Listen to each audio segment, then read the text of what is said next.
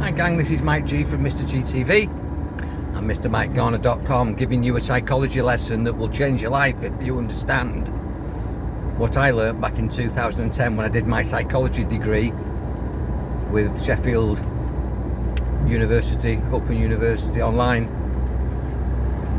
And it's all about compulsive and inhibitive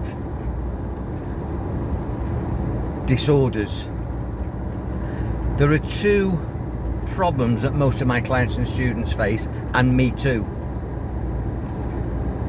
And they are connected to two affirmations that unconsciously, subconsciously, running in the background, you're constantly saying to yourself, and it's driving your behaviours and creating your moods and dictating your success in life and business. And the first one is I call masturbating because I like a joke. Masturbating. It's people that must do this and must do that. I must. Masturbating. And this is called a compulsive inhibitive cycle, where you have compulsions, addictions, and I must do this, I must do that.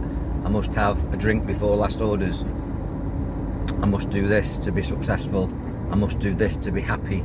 I must eat this. I must read this. I must watch this. I must say this. And the news and all advertising sort of caters to that. You must buy this and you must wear this and you must say this, and it trends. And this I must comes from childhood, where your parents told you what to do, and like, finish your dinner, take your elbows off the table in my day, sit up straight. And it's more prevalent these days because I used to get a clip round the ear hole or a smack on the back of the legs if I was naughty. It didn't happen very often because you learnt very quickly with a short, sharp shock to step up, jump up, get into line and not do it again. My parents never beat me up. It wasn't child abuse. If you look in nature, you have a puppy and a parent, a dog or a cat, a kitten. The mother will smack, strike, bark at, pick up by the scruff of the neck and carry back the wayward puppy, kitten. And that's to bring it into line. It's to teach it so it can stay safe. And that happened to me, and I learned very quickly that the consequences of misbehaving, bad behaving, disrespectful behaving, where's your manners, resulted in an expression from my parents' face, a pointing the finger, a vibration of disapproving from my parents. And as I say, I got one or two clips around the ear hole. Didn't want that. So I realised that I must do this and I must do that. And I was always seeking approval from my parents, who were gods in my life. And these big people, when you're small, are gods in your life. Whoever brought you up, these archetypes of mum and dad, or older brother, older sister, auntie, uncle, grandparent, whoever brought you up, even if you were in a children's home, the hierarchy was set up so you did what you were told. And if you did what you were told, if you went along to get along, then you were a good boy or a girl. So you must do this for their love and approval. So you didn't get the clip round the ear hole, you didn't get the stare, you didn't get the pointy finger, you didn't get the bad vibe, you weren't told off. So I must do this, I must do that. And you take that into adult life, and it's maybe your partner that is now dictating what you must do because you've been conditioned from early life, or your boss becomes your surrogate parent, your partner. And you never free yourself from this I must. Always earning love and respect, always earning acknowledgement and recognition. very, very powerful. Now, there are ways to get out of that, which will be the subject of either a one-to-one if you're experiencing that, or I'll generalise in another video. But there is this masturbating, I must, and it's this compulsion that you need to do something. Sometimes you do it to yourself. Like I say, I must have this, I won't be happy till I've got this, I must do this, I must say this. Masturbating, and none of it's true, it's just a belief, and you can change your beliefs. So that's the compulsive negative pattern.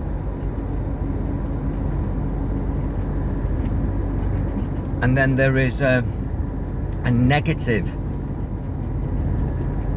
inhibitive, compulsive pattern, which is I can't. There's I must, that some people run predominantly, and then there's another set of people who run I can't do this, can't do that. And the reason for that is back in childhood, again, your parents didn't realise, and now explaining this to you, hopefully you'll realise, so you won't do this to your family, to your workmates, to your kids, to anybody. Make them feel incapable, diminish them, devalue them, because that's what your parents did to you. And again, they did it out of love, but they didn't understand, because the first word a child learns, and I'm noticing this with my grandchildren, Catherine, my daughter, Stephen, my son, have got wonderful, all girls, all my grandkids are girls, all beautiful, intelligent, clever, inspiring, creative, but the first word that they're learning, and I learned, and possibly you learned, was no. No, because that's what they hear the parents say all the time. No. And you say no because you want to stop them jumping off a wall, or sticking the finger in a electric socket, or reaching for something that's going to burn them, scald them, or hurt them. You're trying to keep them safe.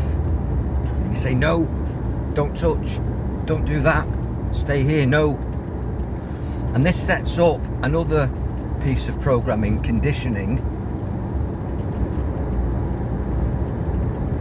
which is running in their mind as I can't do this because my parents said no. And you take that into your adult life, into work, into relationships, for the rest of your future, unless you get it shifted by a hypnotist like me, or you work it out for yourself. And you think, I'm not worthy, no. I'm not clever, no. I can't risk it, no. I can't come out my comfort zone, no. I can't do this, I can't do that.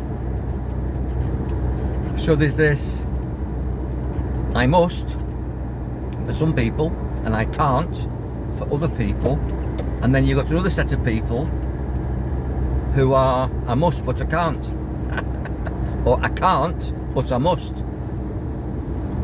And we're all a mix of all of that. I can't but I must. That does your head in. When you feel that you must do something but you feel incapable of doing it, I can't but I must. And then there's I must but I can't. And you can see why this would set up a complete bipolar, controlling, negative duality that basically messes you up,